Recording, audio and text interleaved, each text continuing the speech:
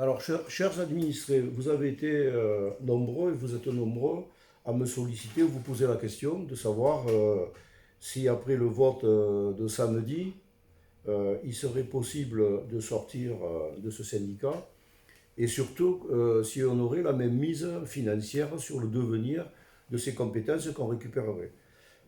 Alors, à la différence de ce qui est écrit dans le document qui a été diffusé par le CIAS et qui dit à son habitude tout et son contraire, et pour essayer de nous enfoncer dans notre projet, il est clair que souvent, on oublie les recettes qu'il y a, et donc il faut parler sur un compte administratif, recettes dépenses, et voir le différentiel.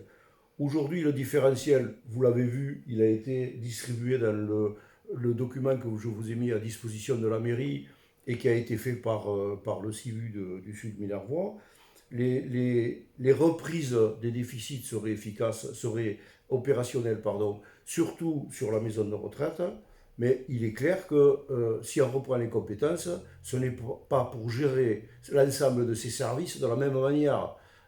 Sinon, eh effectivement, on reprendrait un déficit chronique. Donc, effectivement, je rappelle qu'on a déjà géré ces services, certains services, et qu'on n'était pas en déficit, et qu'on peut gérer différemment certains services, dont la maison de retraite, dont le service à domicile, pour faire en sorte qu'on revienne à un équilibre. Et puis, n'oubliez pas qu'on paye la commune de Salelles par rapport au nombre d'habitants, avec ce potentiel fiscal, paye 300 000 euros de plus qu'une commune à côté.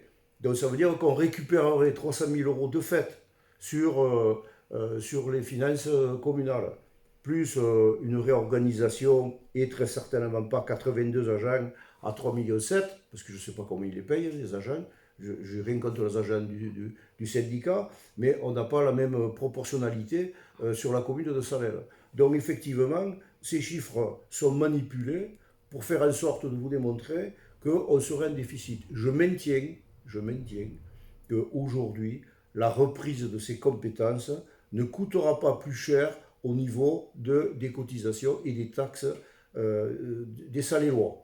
Vous me connaissez, ça fait 24 ans que je suis maire, il y a 15 ans qu'on n'a pas augmenté les impôts communaux, et je me suis engagé à faire en sorte que dans un premier temps, il n'y ait pas d'augmentation et ensuite qu'il y ait une diminution. Mais pour cela, effectivement, et je le répète, la seule vérité que dit le président Lapalu, c'est que l'audit nous dira clairement les mesures à prendre, et entre les décisions que nous prendrons et la mise éventuelle à reprise des compétences, nous aurons le temps de vous expliquer en détail, une fois que l'audit sera fait, comment la commune de Salelles reprendra ses compétences sans augmenter la taxe foncière. Je vous remercie.